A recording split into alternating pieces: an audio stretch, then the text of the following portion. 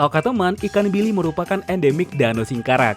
Nah, konon ikan bili hanya ditemukan di perairan Danau Pulau Sumatera. Bahkan dapat dikatakan habitat asli ikan bili hanya ditemukan di Sumatera Barat, terutama Danau Singkarak. Nah, terbatasnya tempat penemuan itulah yang menjadikan ikan bili ini eksklusif dan khas. Namun sejak tahun 2003, keberadaan ikan bili berhasil diintroduksikan ke Danau Toba di Sumatera Utara sebagai tujuan pelestarian. Nah, umumnya ikan ini memilih perairan sungai yang jernih dengan suhu air antara 24 sampai dengan 26 derajat Celcius dan dasar yang berkerikil serta berpasir. Ikan ini pun berukuran kecil tapi lebih besar dari teri dengan ukuran 6 sampai 12 cm serta berbentuk lonjong dan pipi. Warnanya pun seperti ikan umum yakni sisik berwarna perak dan sirip kehitaman, namun tampil dengan ukuran yang lebih kecil. Ciri fisiknya yang tidak umum itu menjadikan spesial dibandingkan dengan ikan-ikan lainnya.